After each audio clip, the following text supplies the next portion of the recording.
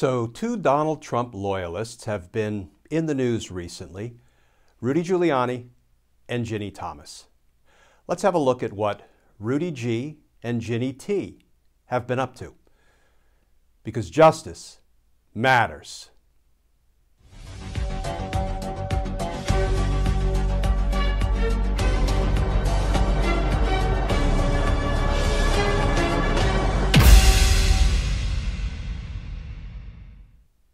Hey all, Glenn Kirshner here. So, two Trump loyalists are back in the news. First, one of Donald Trump's disgraced former lawyers. I know, so many to choose from. Rudy Giuliani. And second, Ginni Thomas, wife of Supreme Court Justice Clarence Thomas. They are both back in the news. Let's start with Rudy. Here is the new reporting from the Business Insider. Headline: a judge says he will be forced to give Rudy Giuliani jail time unless the former mayor pays his ex-wife $225,000 by next month.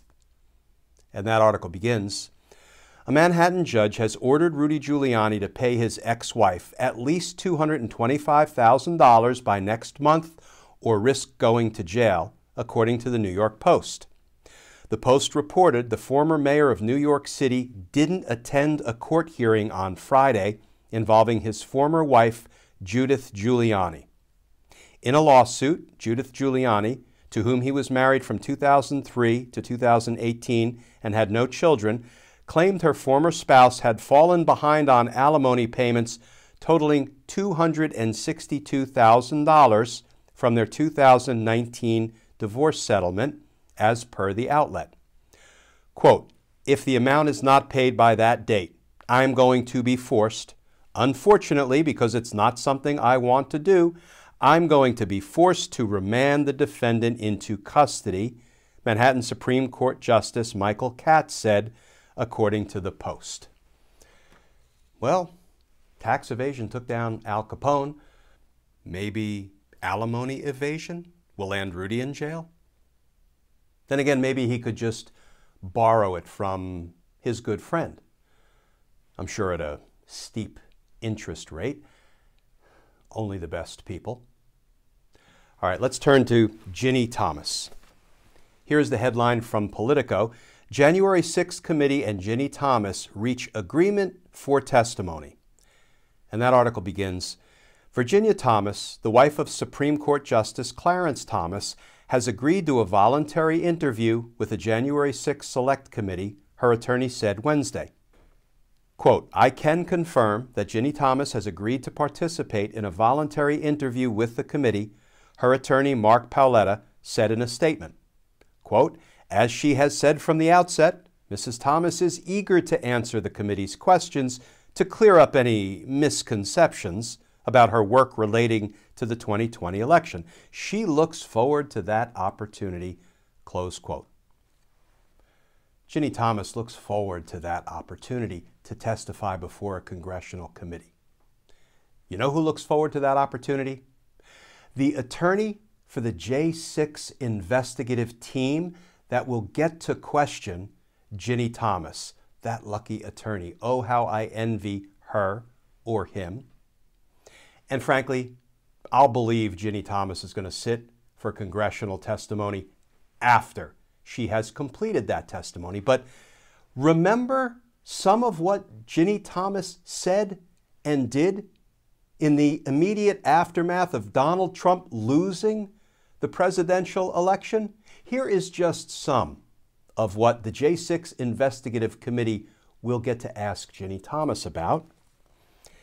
Headline from the Washington Post, Virginia Thomas urged White House chief to pursue unrelenting efforts to overturn the 2020 election, texts show. On November 10th, after news organizations had projected Joe Biden the winner based on state vote totals, Ginni Thomas, wrote to Mark Meadows, then Trump's chief of staff, quote, help this great president stand firm, Mark. You are the leader. with him who is standing for America's constitutional governance at the precipice. The majority knows Biden and the left is attempting the greatest heist of our history. That is after Donald Trump lost the election.